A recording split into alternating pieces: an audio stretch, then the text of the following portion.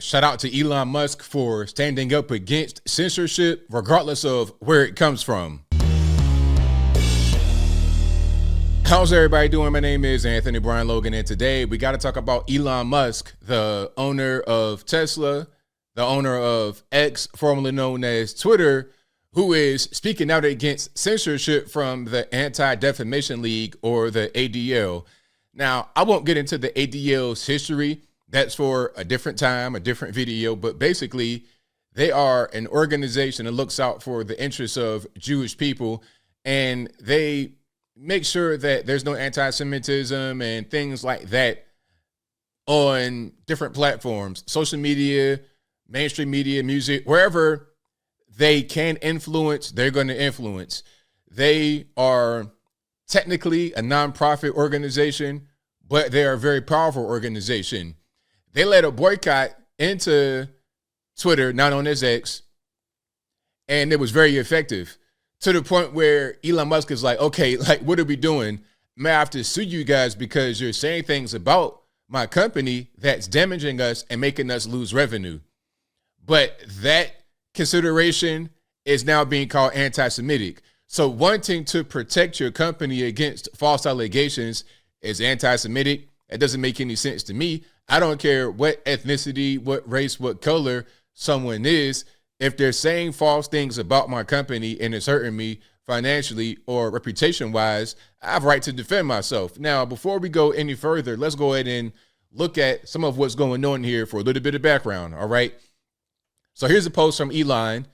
He says, Jonathan and ADL kicked off a massive Twitter boycott campaign less than a week after the acquisition closed.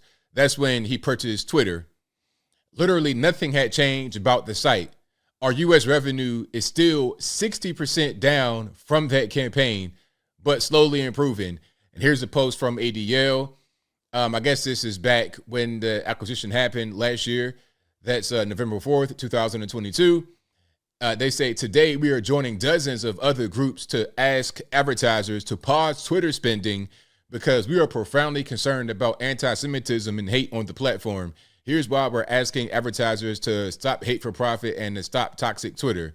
All right. And they're saying this ironically on Twitter, which is crazy. They're promoting this on Twitter. At the same time, calling Twitter a toxic place where nobody should advertise. Well, if there's no advertisers on there, how are you going to be able to get your word out? It's just really weird. So they did that, and it was a very effective campaign, unfortunately, for Twitter. And here's something that he said recently, speaking about Elon Musk. He says, to clear our platform's name on the matter of anti-Semitism, it looks like we have no choice but to file a defamation lawsuit against the Anti-Defamation League. Oh, the irony. Now, this right here, this threat is also being called, as I said, anti-Semitic, which is ridiculous. I mean, it's just like calling everything racism. It's like, look, if you're doing things to my company that are hurting the company, and the things you're doing are based in lies and falsehoods, I have a right to defend myself. Okay. Now, here's an article from Newsweek. It says the ADL has lost its way. Elon Musk is right to stand up to its censorship. All right. This is from Ron Coleman. He's probably part of the community. Okay. I might see a yarmulke on him, maybe, perhaps. I'm not really sure. Y'all let me know what's going on. All right. And then this is a news video. It says Jewish organizations are concerned about anti-Semitism on Twitter. It's not really a real thing. I mean, you can find racism anywhere. You can find racism and anti-Semitism and whatever kind of other ober is under any rock on planet Earth. It doesn't mean that that rock is somehow responsible for what you find up under it. All right. Now, there's a lot here. It says breaking, debunking the lies in ADL's response to Elon. I'm going to read through this right quick, but first let's play this video. And of course, all the videos and everything will be in the description box. If you're on IG, visit the link in the bio, go to the corresponding article on the website. But without further ado, let's go ahead and roll it. Brands are big boys and girls. They will make their own decisions. I mean, let's be clear here.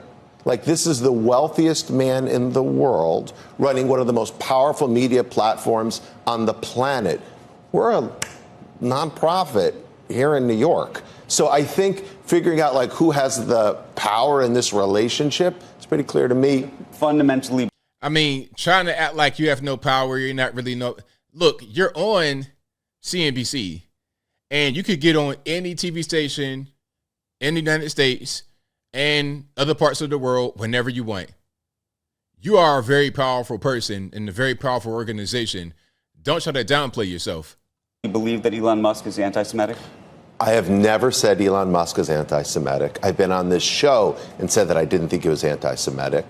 And I don't think Twitter as a platform is anti-Semitic. And as we've said here, hate speech is the price of free speech. But let's acknowledge that when Elon Musk and the platform bring people, hardened anti-Semites, back on, when they validate their rantings, when they algorithmically amplify them and allow it to spread. How? So, I mean, we're talking about, you just said that hate speech is the price of free speech. So, I mean, I don't understand. If somebody engages in what you consider to be hate speech, why shouldn't they have that platform if you believe in free speech and you say that hate speech is the price of free speech? It makes no sense to me. And then what do we really call anti-Semitism? Are you worried just about that or anything else? It's just a really weird thing to do. It's a really weird thing to say. Out there are you, publicly and behind the scenes, talking to advertisers and telling them do not advertise on this platform. Are you doing that? We are not out there publicly or privately talking to advertisers. Frankly, it's true, we did call for a pause.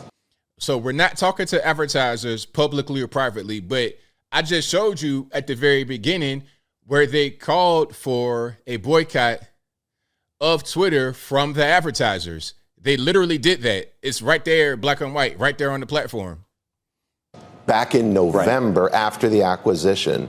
And then since then, since that initial statement, what we are doing is engaging with the management of the company, trying to help them make it better. Basically, what that means is we're talking to X, formerly known as Twitter, trying to make them acquiesce to our demands. Okay, we staged a boycott. They lost a bunch of revenue as a result. And now we're talking to them to explain to them how we want them to go forward with their business operations. It's like, hey, you know what? Lost a lot of money, whatever. All right, so now if you want to get back in our good graces and you want to have some of that pressure lifted off of you, you're going to do X, Y, and Z. You're going to acquiesce to our demands. Now, if I'm Elon Musk, if I'm any company, I don't want to have anybody with a pistol to my head telling me how to operate my business in the best interest of some other company.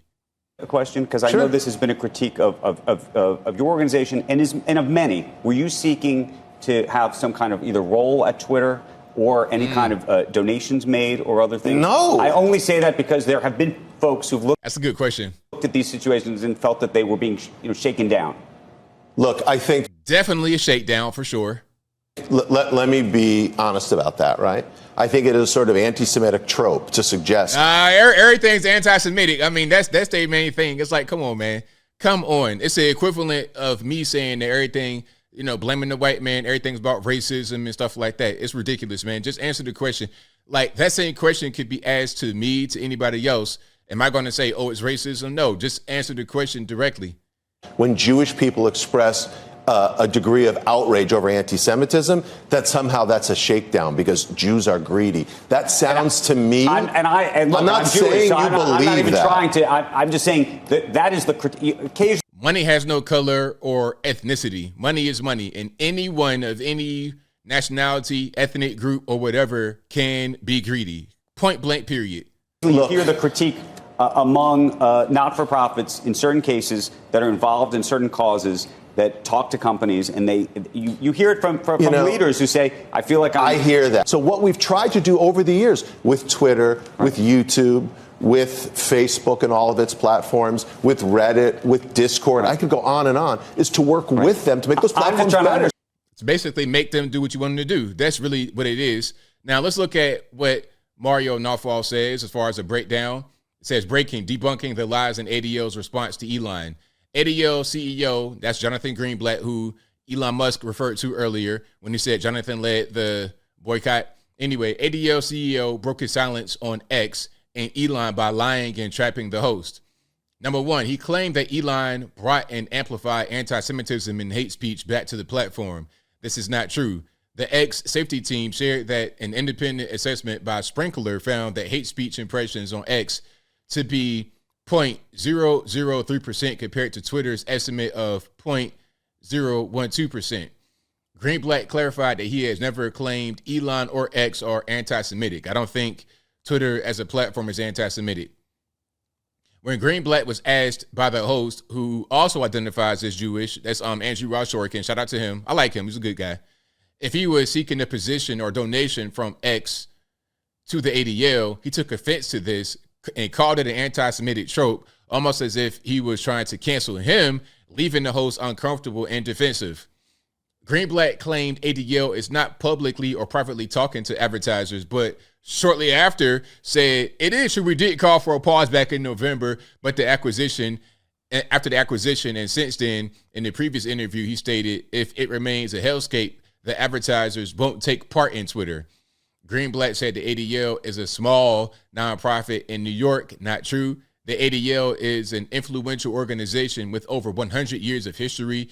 And according to the ADL's 2021 tax filings, the organization's total revenue was $101 million with a balance sheet of $238 million. They also received millions of dollars in indirect government funding via grants to groups in which the ADL has special interests. Special interests, that was the dog whistle right there talking about, oh, do you want a job at Twitter? Anyway, Greenblatt says the ADL works with other social media platforms, including Facebook. We saw in the Political article that Elon Musk posted that the ADL indirectly controls what can be posted on Facebook. Greenblatt claimed he doesn't know what prompted Elon's tweets, but Elon was clear it was prompted by the 60% drop in advertising from the ADL's interference, which Greenblatt admitted in the video. Doesn't seem like the meeting with ex-CEO Linda Yaccarino went as well as Greenblatt is making it out to be. So there you go. Jonathan Greenblatt, ADL, they launched, to sum it up as I close, they launched a boycott against Twitter from the advertisers, which resulted in a 60% drop in revenue in the U.S. as far as ad revenue on Twitter. 60% drop. So Elon's like, yo, what's going on? Like, come on, what are we doing? So now I got to see you guys. And then now any kind of, anybody is going to be upset that their ad revenue drops by 60% in any place, especially the USA, probably your biggest market. Anyone's going to be upset. And if there's lies being told, anyone will have the right to say that it's not true. And I'm going to sue you guys to clarify my name to make sure that people know this is not an anti-Semitic platform. To say that, to defend yourself, is not racist. It's not anti-Semitic. It's not anti-anything. It's pro your business, pro your personal pocket, pro your employees, pro your bottom line, pro fiduciary. It's just pro business and common sense. But I think I'll leave that right there for now. And what say you? What's your thoughts on what's happening here with Elon Musk and the ADL, Jonathan Greenblatt, everybody else? Whatever your thoughts are, let me know in the comments below. You guys know where I'm at. Elon is just defending his company. Nothing more, nothing less. It's not about being anti-Semitic or anti-this or anti-that. It's just, hey, I'm pro myself. I'm just trying to make sure that our company makes money. And if you guys are in the way, telling lies, misinformation, I have the right to defend myself against that. It's just that simple. But whatever your thoughts are, please let me know in the comments below. And that's all I got to say for this video. If you like what you heard, please comment, rate, share, and subscribe. Peace.